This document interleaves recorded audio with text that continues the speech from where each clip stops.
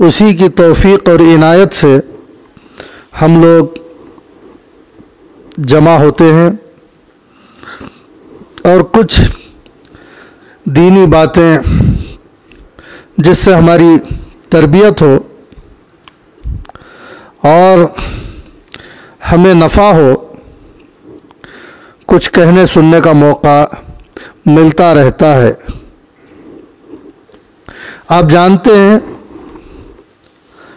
اب تک 9 عقیدے بیان کیے گئے ہیں۔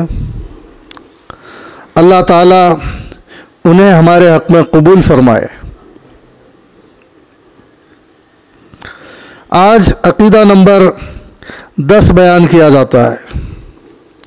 سب سے پہلے عقیدہ نمبر 10 کو میں پڑھتا ہوں۔ عقیدہ نمبر 10، نبیوں کے بارے میں عقیدہ یہ رکھنا چاہیے کہ اللہ تعالیٰ نے اپنے بندوں میں سے خاص لوگوں کو چن کر اپنا نبی و رسول بنا لیا اور لوگوں کی ہدایت کے لیے ان کو بھیجا۔ وہ تمام گناہوں سے معصوم ہوتے ہیں اور اللہ تعالیٰ کا حکم بندوں کو سناتے ہیں اور ان کو صحیح و سیدھا راستہ بتاتے ہیں اور اللہ کے حکم سے معجزے بھی دکھاتے ہیں۔ نبیوں کو ماننا بھی ایمان کے لیے ضروری ہے۔ یہ ہے عقیدہ نمبر 10۔ اس عقیدہ نمبر 10 کو سامنے رکھتے ہوئے کچھ باتیں آپ حضرات سے عرض کرنا چاہتا ہوں تاکہ یہ عقیدہ نمبر 10 اور سہولت کے ساتھ اور آسانی کے ساتھ آپ حضرات کو یاد رہے، مجھے یاد رہے اور اس سے فائدہ اٹھانا آسان ہو۔ بھائیوں، ہم جانتے ہیں کہ کچھ حقیقتیں ایسی ہوتی ہیں جس کو جاننے کے لیے ہم لوگ آنکھوں کا استعمال کرتے ہیں۔ اگر آنکھیں نہ ہوں تو بہت ساری حقیقتوں کا ہمیں پتہ نہیں چلے گا۔ جیسے رنگوں کا پتہ، یہ کالا ہے، نیلا ہے، لال ہے، اسے آپ سونگھ کر یا پکڑ کر یا سن کر محسوس نہیں کر سکتے۔ یہ جاننا بھی انسان کی ایک ضرورت ہے۔ رنگوں کو جاننا، کالے گورے کو جاننا، رنگوں کو سمجھنا، اس کے لیے آنکھوں کی ضرورت ہوتی ہے۔ جو لوگ آنکھوں سے معذور ہوتے ہیں اس سلسلے میں وہ لوگ یہ کام انجام نہیں دے سکتے۔ اتنی بات تو ہم سمجھتے ہیں۔ تو اس سے معلوم ہوتا ہے کہ یہ حصہ آنکھوں کا رنگوں کے اور اسی طرح جن کا تعلق دیکھنے سے ہے، ان چیزوں کا علم ہم تک پہنچاتا ہے۔ اللہ تعالیٰ نے اس کو اس بات کا آلہ بنایا ہے۔ اللہ نے بنایا ہے، بنا کر ہماری پیشانی کے نیچے فٹ کر دیا ہے اور ہم اس سے دیکھتے ہیں، اللہ کا شکر بجا لاتے ہیں کہ اللہ نے ہمیں آنکھیں دی ہیں۔ اور اگر کسی کی آنکھیں نہ ہو تو ترس بھی کھاتے ہیں، اسے قابل ترس بھی سمجھا ہے۔ بھائی نابینا ہے، اندھا ہے، ذرا راستے سے کنارے لگا دو، ہاتھ پکڑ لو، ان کی ذرا رہنمائی کر دو، مدد کر دو، یہ کہتے ہیں۔ آپ میری ایک ایک بات کو سمجھتے جائیں، یہ تمہید ہے۔ میں اصل بات کی طرف آؤں گا، لیکن ان باتوں کو سمجھنے سے وہ بات سمجھ میں آ جائے گی۔ اسی طرح یہ بات تو ہم سمجھ گئے، اسی طرح بہت ساری چیزوں کا علم ہمیں سننے سے ہوتا ہے اور کانوں کی ضرورت ہے۔ بعض چیزیں ہم چکھ کر اندازہ لگاتے ہیں، چیز کڑوی ہے، میٹھی ہے۔ اسی طرح بعض چیزوں کو سونگھتے ہیں، بدبو ہے تو پیچھے ہٹ جاتے ہیں، خوشبو ہے تو آگے بڑھتے ہیں، اور چھو کر سمجھتے ہیں بعض چیزوں کو۔ گرم ہے، ٹھنڈا ہے، بہت زیادہ گرم ہے بچنے کے لائق، بہت زیادہ ٹھنڈک ہے بچنے کے لائق، تو یہ جسم سے محسوس کرتے ہیں۔ تو یہ سب چیزیں ہاتھ پاؤں سے چھو کر،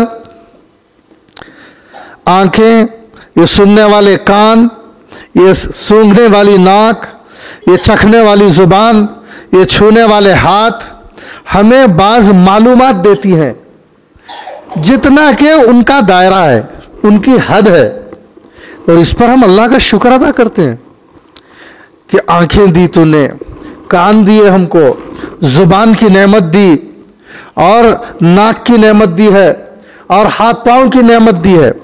اس میں کسے انکار ہو سکتا ہے؟ کسی کو انکار نہیں ہو سکتا۔ اتنی بات ہم لوگ سمجھ گئے الحمدللہ۔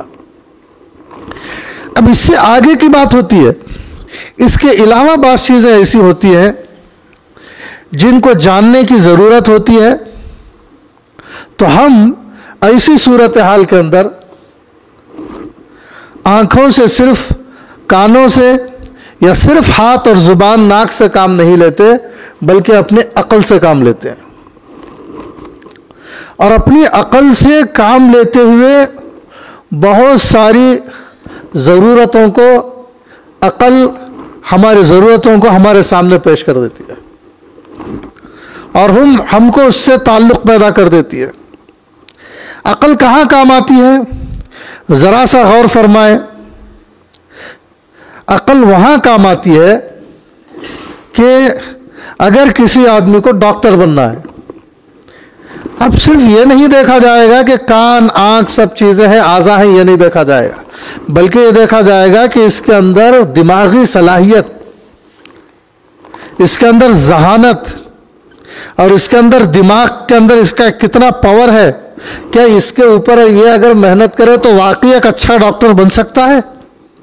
اس کے لیے صرف ہاتھ پاؤں کا صحت مند ہونا ضروری نہیں ہے، اس کے پاس اس طرح کا دماغ ہونا بھی ضروری ہے۔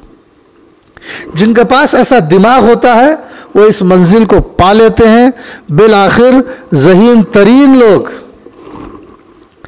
ڈاکٹر بن جاتے ہیں، زبردست قسم کے لائر بن جاتے ہیں، کوئی پائلٹ بن جاتا ہے، کوئی سائنٹسٹ بن جاتا ہے، اور اسی طرح کوئی سیاستدان بن جاتا ہے، کوئی بہت بڑا بزنس مین بن جاتا ہے۔ یہ بڑے بڑے کام ہیں، سیاست کے لیے، بزنس کے لیے، ڈاکٹریٹ کے لیے، اور لائر بننے کے لیے، کوئی آتھر بننے کے لیے معمولی دماغ نہیں چلے گا، خاص قسم کا دماغ چاہیے۔ تو یہ بھی اللہ تبارک و تعالیٰ کی بہت بڑی نعمت ہے، جس سے اللہ کے بندے فائدہ اٹھاتے ہوئے کوئی ڈاکٹر بن جاتا ہے، کوئی لائر بن جاتا ہے، کوئی بہت بڑا آدمی بن جاتا ہے، کوئی بہت بڑا مالدار آدمی بن جاتا ہے، کوئی بہت بڑے عہدے پر فائز ہو جاتا ہے، اور اس طرح اس کی دنیاوی مشکلات ایک آسانیوں میں تبدیل ہو کر اسے ایک VIP لائف مل جاتی ہے۔ اس کی محنتوں کا نتیجہ ہے، وہ اس کے دماغ کے صحیح استعمال کرنے کا نتیجہ ہے، اسی لیے اسے وہ چیز حاصل ہوتی ہے۔ اللہ نے یہ نعمت بھی دے رکھی ہے بندوں کو، اللہ نے دی ہے۔ اگر اللہ تعالیٰ اسکرو ڈھیلا کر دیتا، اس کی رگ کھینچ دیتا، تو یہی آدمی ڈاکٹر نہیں بن پاتا، یہ آدمی بڑا آدمی نہیں بن پاتا۔ یہ تو ذہانت کے کرشمے ہیں، یہ تو دماغ کو صحیح استعمال کرنے کے ثمرات اور نتیجے ہیں جو اللہ تبارک و تعالیٰ نے دکھائے، اور اس کی بھی معاشرے کو بہت ضرورت ہے۔ وہ معاشرہ مکمل معاشرہ نہیں کہلاتا جس میں اچھے ڈاکٹرز نہ ہو، ایسا نہیں ہو سکتا۔ اچھے ڈاکٹرز کی ضرورت ہے، اچھے لائروں کی ضرورت ہے، کامیاب تاجروں کی ضرورت ہے، بہترین سیاستدانوں کی ضرورت ہے، اور اچھے مصنفین کی ضرورت ہے، اچھے مقررین کی ضرورت ہے۔ تو غرض جو اہم لوگ سمجھے جاتے ہیں، جن کی دنیا والوں کی جن کے اوپر نظریں لگی ہوئی ہوتی ہیں، ایسے لوگوں کی ضرورت کا انکار نہیں کیا جا سکتا، ان کی دماغی محنتوں کا انکار نہیں کیا جا سکتا۔ کیا آپ ان کا انکار کریں گے جس نے ہوائی جہاز کو ایجاد کیا ہے؟ کتنا بڑا کام ہوا کہ جو سفر گھنٹوں میں طے ہونے والا تھا، دنوں اور مہینوں میں نہیں طے ہوتا تھا، آج بہت سرعت اور تیزی کے ساتھ آدمی ایک ملک سے دوسرے ملک کو جا رہا ہے۔ جنہوں نے یہ سواریاں ایجاد کی کہ لوگ بیل گاڑیوں اور خچروں پر گھومتے تھے، آج عمدہ موٹر سائیکلیں ایجاد ہو گئی ہیں، کاریں ایجاد ہو گئی ہیں۔ کیا یہ سب بے فائدہ ہے؟ یہ بے فائدہ نہیں ہے. کیا ان کے بنانے والے بے فائدہ اور معمولی لوگ ہیں؟ نہیں، یہ بہت اونچے درجے کے لوگ ہیں. یہ ایسے لوگ ہیں کہ ایسا بننے کی آرزو کرنا چاہیے. ایسے لوگ ہیں. ایک سے ایک بڑے سے بڑی خوبصورت عمارتیں تعمیر کی جا رہی ہیں، کیسی کیسی پلاننگ کی جا رہی ہے. تھوڑی سی زمین کو پلان کے مطابق کیسے استعمال کرنا، ویسٹ نہ ہو زمین، اور پوری طرح 1 فٹ جگہ بھی خراب نہ ہو. اس طرح جو لوگ پلاننگ پیش کر رہے ہیں، یہ کیا معمولی لوگ ہیں؟ ناقابل قدر ہیں؟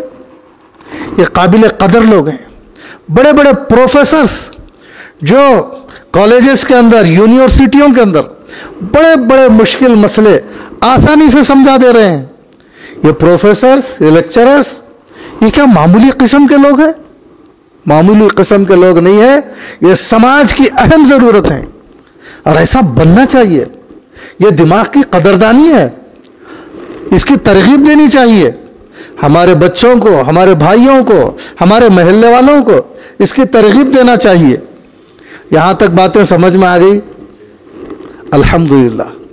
یہ بھی تمہید تھی. اور میں اصل بات کی طرف آ رہا ہوں. جس بات کو میں لایا ہوں آپ کے سامنے، جس کی ضرورت کو محسوس کیا ہوں، جس کی ضرورت کو ہم محلے والوں نے محسوس کیا ہے، اور چاہا ہے کہ کچھ باتیں ہر ایک کے سامنے پیش کر دیں. اسٹوڈنٹس کے سامنے، پروفیسرز کے سامنے، سیاستدانوں کے سامنے، نوجوانوں اور بوڑھوں کے سامنے، مردوں عورتوں کے سامنے، ہر امیر اور غریب کے سامنے کچھ باتیں پیش کریں. اور وہ باتیں کیا ہیں؟ وہ باتیں یہی ہیں جس کو میں نے عقیدہ نمبر 10 کے طور پر پڑھا ہے. اب یہ جو گفتگو میں نے کیا ہے اس کو سامنے رکھ کر کہی، یہ معاشرے کی ضرورت ہے. لیکن اب آپ چلیے، ایک انسان کھاتا ہے، پیتا ہے، دیکھتا ہے، سونگتا ہے، چکھتا ہے. کیا جانور نہیں دیکھ رہا ہے؟ کیا جانور نہیں سنتا آوازوں کو؟ کیا جانور سونگ کر پتہ نہیں چلا لیتا کچھ باتوں کا؟ چکھ کر پتہ نہیں چلا لیتا؟ کیا جانور کا بدن سردی گرمی کو نہیں محسوس کرتا؟ محسوس کرتا ہے. ہمارے بھی آنکھ، کان، زبان محسوس کرتے ہیں. تو معلوم ہوا کہ جانور اور انسان اس بات میں مشترک ہیں. تو انسان کی کوئی خاص فضیلت سامنے نہیں آئی. اسی طرح دماغ سے کام لینا، کیا پرندے اور جاندار نہیں لے رہے ہیں؟ جانور نہیں لے رہے ہیں؟ چڑیا کوئی معمولی گھر میں ہے؟ اس کے حساب سے محل میں ہے. وہ اس کا گھونسلہ دیکھیے، کیا کوئی اعلیٰ ترین دماغ کا نتیجہ نہیں ہے؟ چونٹی جو زندگی گزارتی ہے، کیا بے عقلی کے ساتھ زندگی گزارتی ہے؟ خطروں سے نہیں بچ رہی ہے؟ شہد کی مکھی جو چھتا بنا رہی ہے، کیا یوں ہی بنا رہی ہے؟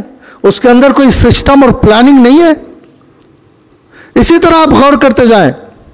بندر، ایک معمولی بندر کو لے لیجئے. ایک قصہ ہے، ایک جگہ بہت بندر آ رہے تھے.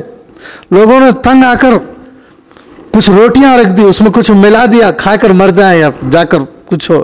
جیسے چوہوں کے لیے گولیاں رکھ دیتے ہیں، بندروں کی روٹیاں چھتوں پر رکھ دی. سارے بندر آئے، ساتھ میں آئے اور کھانے کے لیے تیار نہیں ہوئے. انہوں نے سوچا کچھ ہے، بات گڑبڑ ہے. ہم کو مار کر بھگاتے تھے ڈنڈوں سے، اور آج تو باقاعدہ ہماری مہمانی کر رہے ہیں، ہم کو مہمان بنائے، چھت پر ویلکم کر رہے ہیں.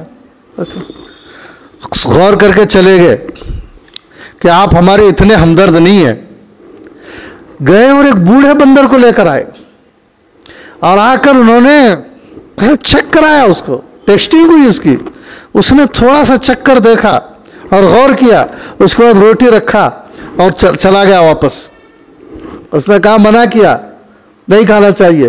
تھوڑی دیر کے بعد وہ بندر اس بڑے بندر کے ساتھ اپنے ہاتھوں میں ایک ایک کچھ پتیاں لے کر آئے درختوں کی، اور لے کر آئے اور ساتھ میں بیٹھ کر روٹی بھی کھاتے تھے اور وہ پتیاں کھاتے تھے.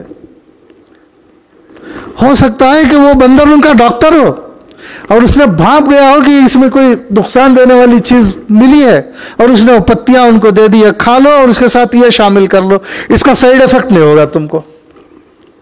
تو دیکھیے ان کے پاس بھی ان کے حساب سے، ان کے لحاظ سے کچھ نہ کچھ ہے.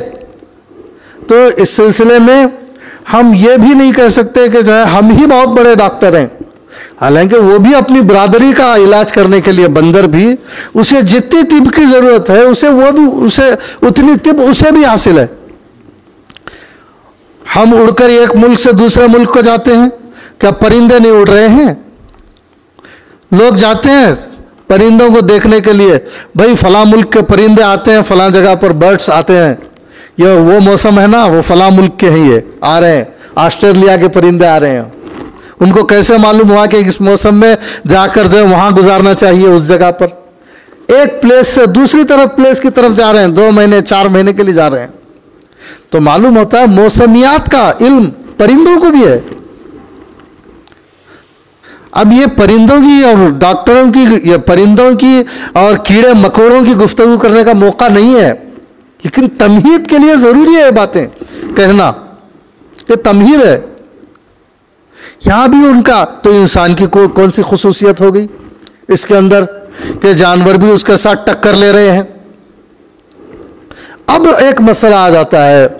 اب وہ مسئلہ یہ ہے کہ اللہ تعالیٰ نے جیسے کیڑے مکوڑے رینگنے والے بنائے، اڑنے والے پرندے بنائے، اور اسی طرح جو ہے جاندار جانور، حشرات الارض اور درندے اور جو حیوانات جاندار بنائے،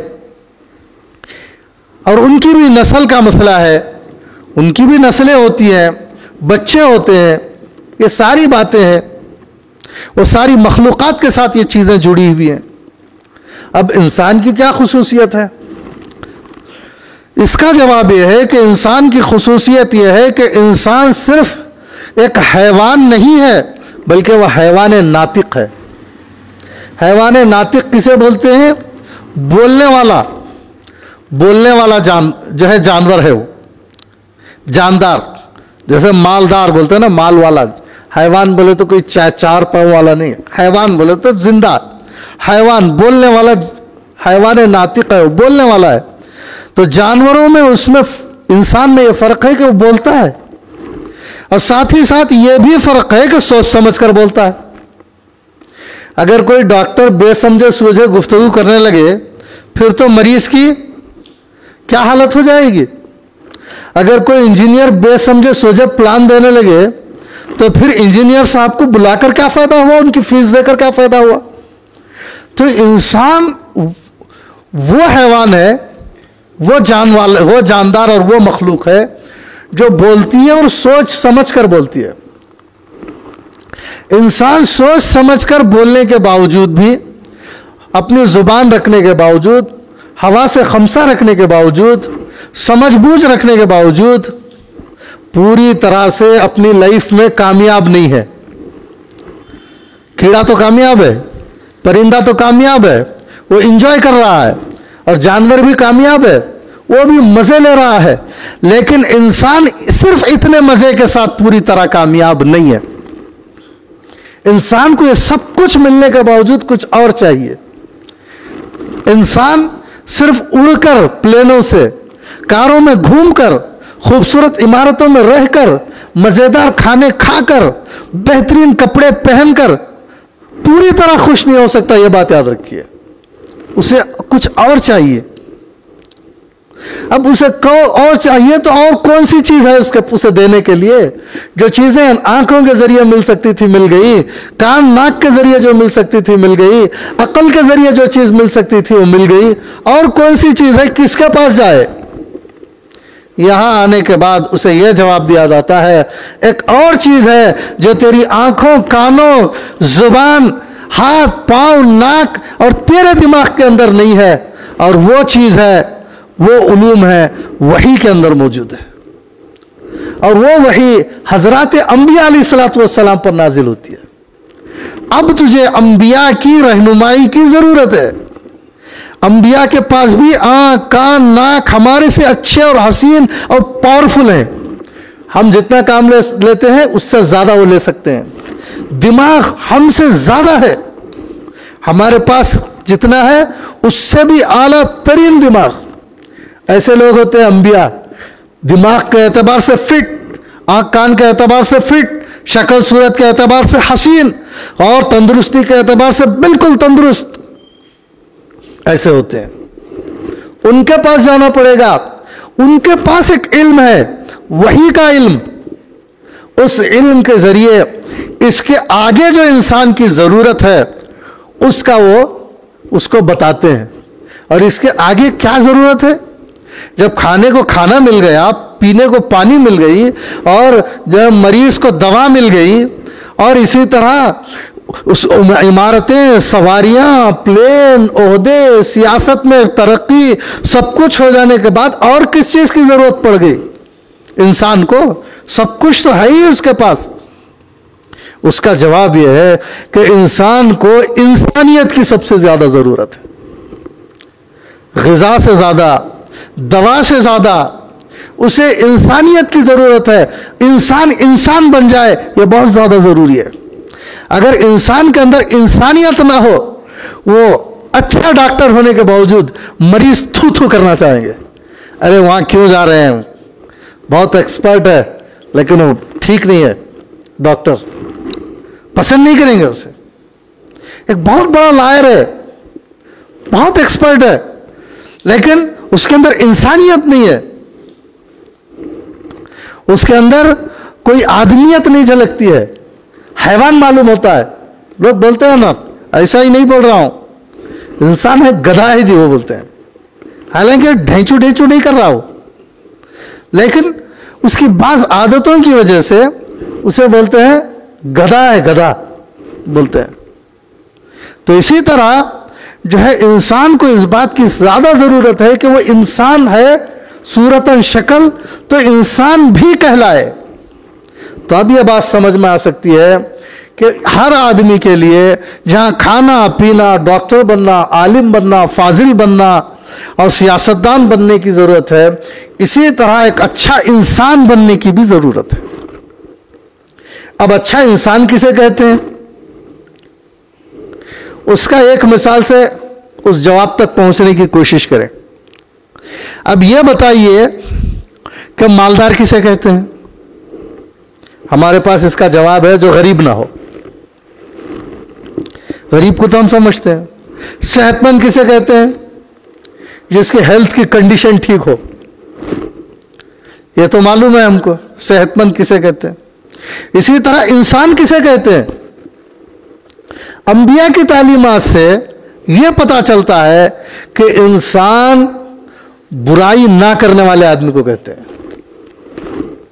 انسانیت کا سب سے بڑا تقاضا یہ ہے کہ وہ اپنے اشرف المخلوقات ہونے کی وجہ سے وہ یہ سمجھے کہ اللہ تعالیٰ نے مجھے کیڑوں، رینگنے والے کیڑے، مکوڑوں، جانداروں اور سب سے مجھے ایک فوقیت عطا کیا ہے. وہ یہ سمجھے، اس کے لیے ضروری ہے.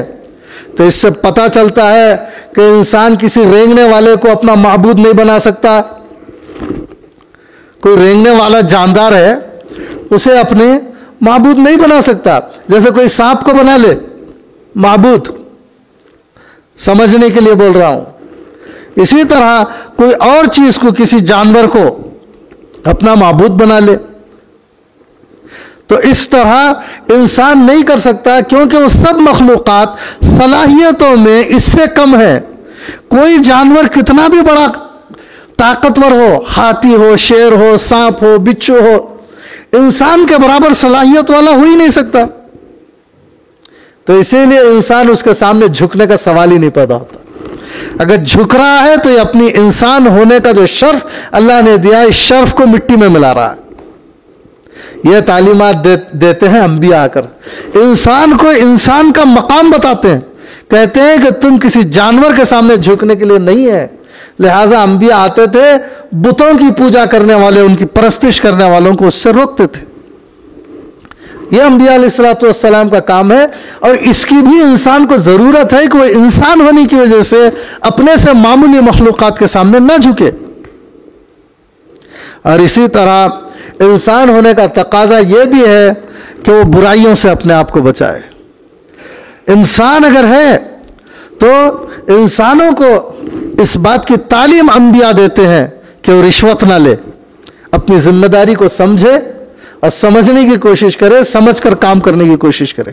یہ کام ہے انبیاء علیہ الصلوۃ والسلام کا. انبیاء نے لوگوں کو رشوت سے روکا, بے حیائی سے انبیاء نے روکا. حالانکہ بہت پڑھے پڑھے لکھے لوگ رشوت لے رہے ہیں, بے حیائی کے کاموں میں, ناچنے تھرکنے میں. کیا جاہل, کیا گریجویٹ سب مشغول ہیں اس کے اندر. لیکن ان کی رہنمائی, یہاں تو ان کی عقل نے ساتھ دیا کہ تم ایجوکیٹڈ رہنا, لیکن یہاں عقل نے کام نہیں کیا. یہ نہیں کہا کہ تم با حیا رہنا, یعنی شرم و حیا والے بن جانا. یہاں عقل نے رہنمائی نہیں دی. رشوت نہ لینا, یہاں عقل نے رہنمائی نہیں کی. کسی کا پیسہ غبن نہ کرنا, یہاں ان کی عقلوں نے رہنمائی نہیں کی. اس کے اندر تو اچھے اچھے پڑھے لکھے مصروف ہیں جو مشغول ہیں. کتنے لوگ کہتے ہیں کہ ڈاکٹر ہو کر مریضوں پر ظلم کر رہے ہیں. ظلم سے رکنے میں عقل نے رہنمائی نہیں کی. آفیسر جو غلط حرکتیں کر رہے ہیں اور انسانیت کو پریشان کر رکھا ہے, وہاں عقلوں نے رہنمائی نہیں کی ہے. سیاستدانوں نے جو انسانوں کا دائرہ تنگ کر دیا ہے, وہاں ان کی عقلوں نے رہنمائی نہیں کی ہے. انبیاء نے یہاں رہنمائی کی. کہا ایک ڈاکٹر کو کیسا ڈاکٹر رہنا چاہیے, انسانیت کے لیے مفید. اور ایک سیاستدان کو کیسا حاکم بننا چاہیے, انسانیت کے لیے مفید. اور ایک منصف اور جج کو کیسے جج ہونا چاہیے, انسانیت کے لیے مفید. ایک مزدور کو اپنی مزدوری کیسے لینا چاہیے, ایک تاجر کو گاہکوں کا خیال کرتے ہوئے کس طرح جو ہے تجارت کرنی چاہیے. تجارت کے اچھے اصول, ڈاکٹری کے اچھے اصول, ایجوکیشن کے اچھے اصول, اور حکومت چلانے کے اچھے اصول, گھر چلانے کے اچھے اصول. ایک باپ اچھا باپ کیسے کہلاتا ہے, ایک استاذ اچھا استاذ کیسے کہلاتا ہے, ایک بچہ فرما بردار بچہ کیسا سکتا ہے, اور ایک پڑوسی اچھا پڑوسی کیسے بن سکتا ہے. یہ تعلیمات کی انسانوں کو ضرورت تھی, جس کے نہ ہونے کی وجہ سے آج بیوی شوہر سے پریشان ہے, شوہر بیوی سے پریشان ہے. جبکہ شوہر بھی ڈاکٹر ہے, بیوی بھی ڈاکٹر ہے. شوہر بھی گریجویٹ ہے, بیوی بھی گریجویٹ ہے. پڑھے لکھے لوگ ہیں, لیکن آج لوگ پریشان ہیں. پڑوسی سے, بھائی سے, اور ایک آدمی دوسرے آدمی سے. کیوں؟ یہاں وہ بھٹک گیا آ کر, عقل نے اس کا ساتھ نہیں دیا. اور عقل میں یہ بس بھی نہیں, عقل کے بس میں یہ بات بھی نہیں ہے. اللہ نے اس بات کو انبیاء کے ذمہ لگایا. اللہ تعالیٰ نے جہاں آنکھ ناک دے کر اللہ نے مہربانی کی, انبیاء کو دنیا میں بھیج کر اللہ نے یہاں پر رہنمائی کی اور کہا کہ ایک انسان کو اپنا بچپن کیسے گزارنا چاہیے. برائیوں سے بچے کن برائیوں سے بچیں, کن برائیوں سے کن اچھائیوں میں لگیں. نوجوانوں کو کن بہترین کاموں میں لگنا چاہیے, کن برے کاموں سے اپنے آپ کو بچانا چاہیے. شوہر کو کیسی زندگی گزارنا چاہیے اور کیسی نہیں گزارنا چاہیے. بیوی کو کیسا رہنا چاہیے اور کس طرح جو ہے نہیں رہنا چاہیے. ایک باپ کو کیا کرنا چاہیے اپنے بچوں کے لیے اور کیا امور کو ہرگز نہیں کرنا چاہیے, انبیاء نے بتایا یہاں پر آ کر. اور ایسا بتایا کہ اگر اس کے لیے جو ہے انہوں نے اپنی پوری صلاحیتوں کو لگا کر اس کو بتایا, اور اس کی ضرورت تھی. اب آپ بتائیے, کیا صرف ڈاکٹر کی ضرورت ہے کہ اچھے ڈاکٹر کی ضرورت ہے, شوہر کی ضرورت ہے کہ بہترین شوہر کی ضرورت ہے, صرف گھر میں بیوی لانا ہے یا بہترین بااخلاق بیوی لانا ہے, بچے صرف پیدا کرنا ہے یا بچے بااخلاق بچے کہلانا ہے, صرف ہم کو سیاستدان چاہیے کہ ایک بااخلاق سیاستدان چاہیے, کیا ایک آفیسر چاہیے صرف رشوت خور یا ایک ذمہ داری کو سمجھنے والا افسر چاہیے, یا ہم کو اگر اچھے انسان بننا ہے کہ دنیا ہمارے جانے کے بعد ہم کو یاد رکھے اور قبر میں ہم فرشتے ہمارا استقبال کریں اور ہمیں جنت ملے, جہنم سے بچیں اور آخرت میں ثواب ملے, عذاب نہ ملے, گناہ نہ ملے. تو اس کے لیے اللہ تعالیٰ نے جہاں ہمیں بہت ساری نعمتیں دیا, اللہ نے انبیاء کا سلسلہ جاری فرمایا, نبیوں اور رسولوں کا سلسلہ جاری فرمایا. اس کا کرم ہے, اس کی رحمت ہے کہ انبیاء مسلسل دنیا میں آتے رہے جب سے کہ یہ دنیا قائم ہے, اور نبیوں کا آنا رحمت ہے, برکت ہے. لوگوں کی ہدایت کا ذریعہ ہے، رہنمائی کا ذریعہ ہے۔ نبی کا وجود بڑا قیمتی وجود ہوتا ہے، یہ معمولی وجود نہیں ہوتا۔ اللہ نے رحم کیا انسانیت پر تاکہ انسانی سماج انسانیت پر باقی رہے، اس میں رحم و کرم ہو، اچھائیوں کا عروج ہو، برائیاں نہ رہے، اور یہ لوگ دنیا ہی میں جنت کے مزے لیں، دنیا ان کو جو ہے جہنم نہ لگے۔ اس کے لیے اللہ تعالیٰ نے انبیاء کو بھیجا اور مسلسل بھیجا، اور اخیر زمانے میں اللہ تعالیٰ نے انسانیت پر بڑا زبردست کرم کیا، اور ہمارے نبی خاتم النبیین حضرت محمد الرسول اللہ صلی اللہ علیہ وسلم کے ذات گرامی کو رہتی دنیا تک کے لیے نبی بنا کر مبعوث فرمایا۔ جو آدمی حقیقی معنوں میں انسانیت کا طالب ہے، حقیقی زندگی گزارنا چاہتا ہے، مطمئن زندگی گزارنا چاہتا ہے، پوری طرح کامیاب زندگی گزارنا چاہتا ہے، اور وہ اس کا ضرورت مند ہے اور خواہش مند ہے، کیوں نہ ہو، میں سمجھتا ہوں یہاں بیٹھے ہوئے ہر ایک آدمی اس کا خواہش مند اور ضرورت مند ہے۔ تو ہم کو چاہیے کہ ہم نبی کے دامن سے چمٹ جائیں، ہم نبی کا دامن تھام لیں، ہم نبی کریم صلی اللہ علیہ وسلم سے محبت کریں، ہم نبی کریم صلی اللہ علیہ وسلم کے سچے امتی بننے کی کوشش کریں، احادیث مبارکہ کو پڑھنا شروع کریں، سمجھنا شروع کریں، قرآن کو جانیں، رسول اللہ صلی اللہ علیہ وسلم کی سیرت کو جانیں۔ یہ ہمارے لیے ضروری ہے۔ تو بہرحال یہ انبیاء کا سلسلہ ہے، یہ باتیں تھیں، میں آپ حضرات کے سامنے مختصر طور پر میں نے آپ کے سامنے رکھا ہے۔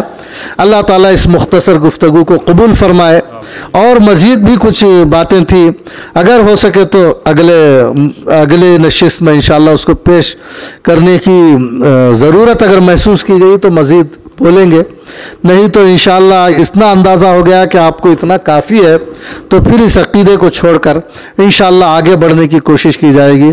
میں پھر بار بار عرض کرتا ہوں کہ اس نشست کو آپ اپنے لیے کافی نہ سمجھیں۔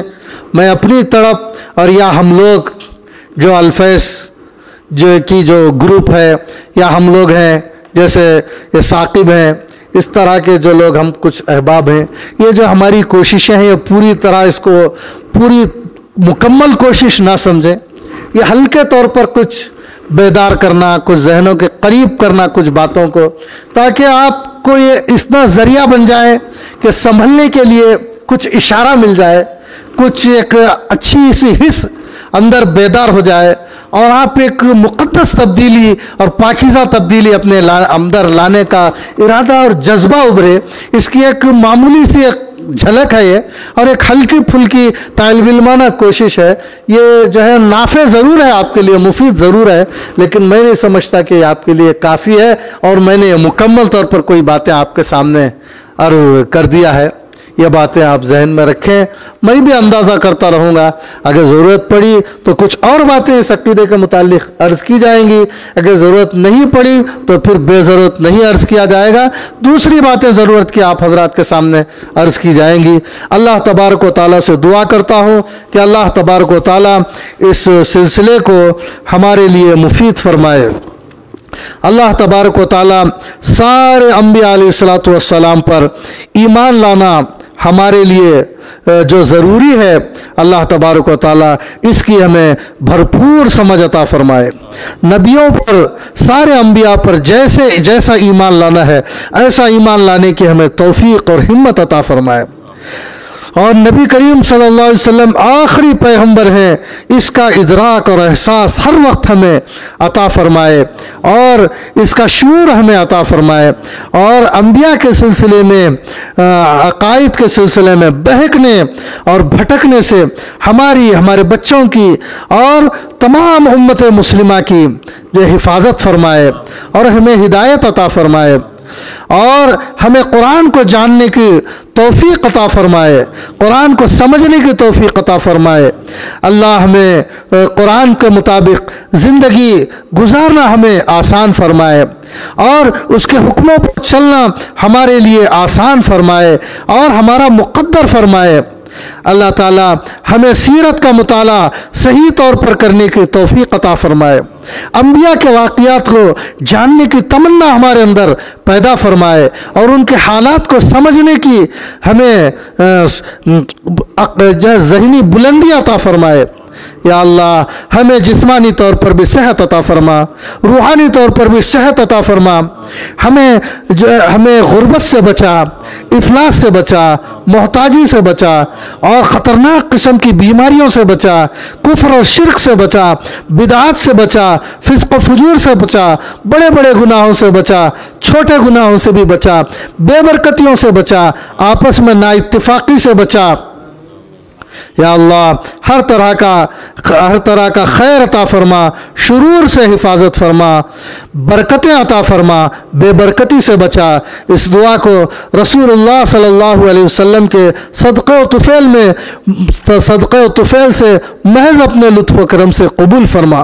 ربنا تقبل منا انك انت السميع العليم وتب علينا انك انت التواب الرحيم۔ سبحان ربك رب العزة عما يصفون وسلام على المرسلين والحمد لله رب العالمين۔